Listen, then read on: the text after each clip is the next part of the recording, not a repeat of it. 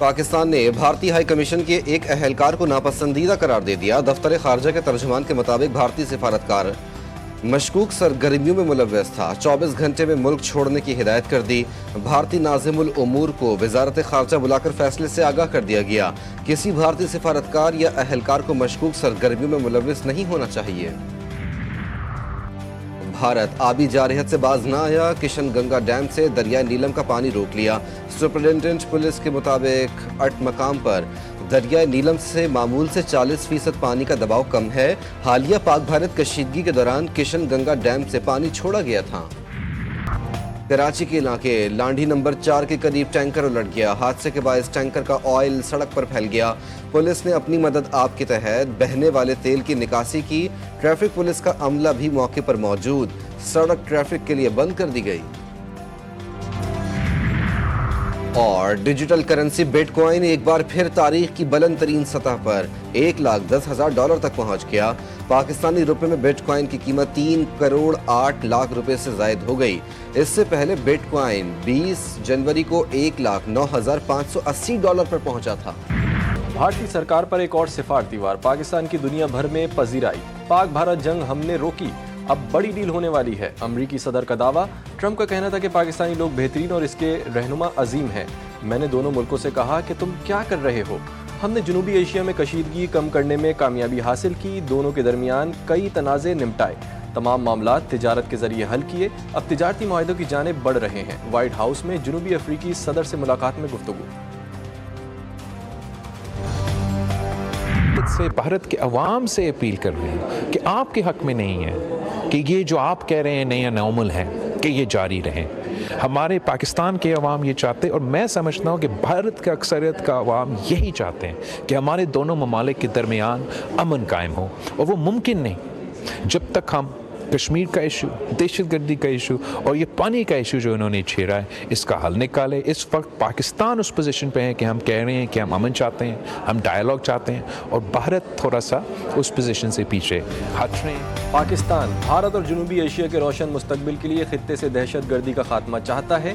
पहलगाम हमले की तहकीकात की पेशकश अब भी बरकरार है। चेयरमैन पीपल्स पार्टी बिलावल भुट्टो कहते हैं पाकिस्तान के खिलाफ भारत का मौक़िफ़ इंतहाई कमज़ोर है। पाकिस्तान दहशतगर्दी से सबसे ज़्यादा मुतासिर मुल्क है। इसकी दहशतगर्दी के खिलाफ कोशिशों को आलमी सतह पर तस्लीम किया जाना चाहिए। हम चाहते हैं तमाम ममालिक मिलकर दुनिया से दहशतगर्दी के खात्मे के लिए अपना किरदार अदा करें।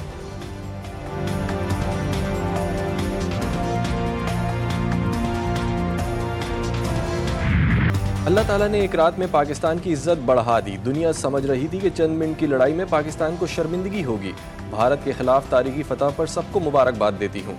वज़ीर आला पंजाब मरियम नवाज़ का पार्लिमानी पार्टी के इजलास से खिताब। सूबाई हुकूमत की कारकर्दगी बताते हुए कहा, जितनी तल्ख बात करना चाहेंगे सबको सुनूंगी। मेरी नीयत और कोशिश में कोई कमी नहीं। जिन हालात में का हमें सामना था वो सब जानते हैं।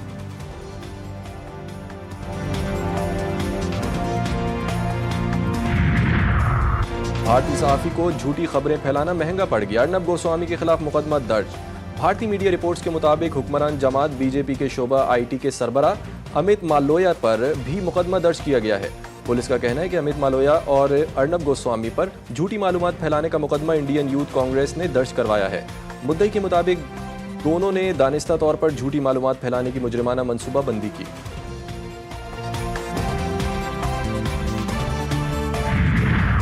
पाकिस्तान, चीन और अफगानिस्तान के दरमियान सह अफ्रीकी मुज़ाकरात।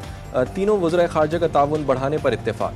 इलाकाई अमन, तरक्की और रवाबित के लिए स्ट्रेटेजिक विजन में इस प्लेटफॉर्म की अहमियत का इयादा। तर्जुमान दफ्तर ख़ारजा के मुताबिक पाक चीन वज़राए ख़ारजा की अलहदा मुलाकात में CPEC के दूसरे मरहले में अफगानिस्तान को भी शामिल करने पर इत्तेफाक।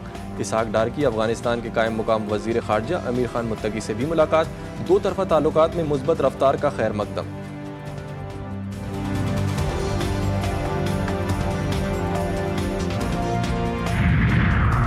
आर्जी यंग मुस्तकिल कब्जा। नेतन्याहू का नया फार्मूला। इसराइली वज़ीर आज़म आर्जी जंग बंदी और यरगमालियों के तबादले के लिए तैयार। नेतन्याहू कहते हैं गज़ा पर मुकम्मल कंट्रोल तक जंग जारी रहेगी। ये उसी वक्त रुकेगी जब इसराइल की सिक्योरिटी की वाज़ेह शराइत पूरी हों।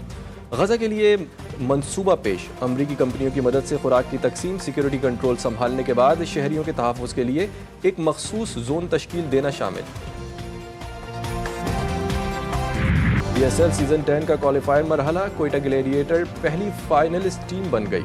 इस्लामाबाद यूनाइटेड को 30 रन से शिकस्त। कजाफी स्टेडियम में कोयटा ग्लैडिएटर्स ने पहले खेलकर 6 विकेटों पर 209 रन बनाए। Dinesh 48, Faheem Ashraf 45, Finn Allen 41 run बनाकर नुमाया रहे। हदफ के ताक़ुब में यूनाइटेड 179 रन पर ढेर। आज एलिमिनेटर मैच में कराची किंग्स और लाहौर कलंदर्स टकराएंगी।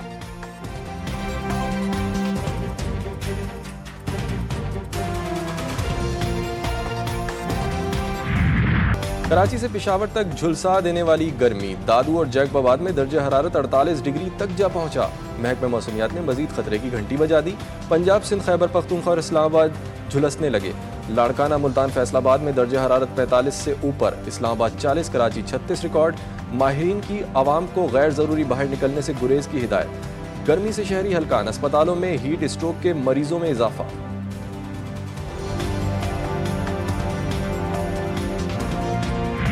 गर्म मौसम के साथ ही पहनावे में तब्दीली। इस्लामाबाद की खवातीन ने हल्के फुल्के लिबास की खरीदारी के लिए मार्केटों का रुख कर लिया। लीनन, लॉन, शेफून और कॉटन के कपड़ों की मांग में इजाफा। कीमतों में कई गुना बढ़ने से खरीदारों के गिले शिकवे भी जारी।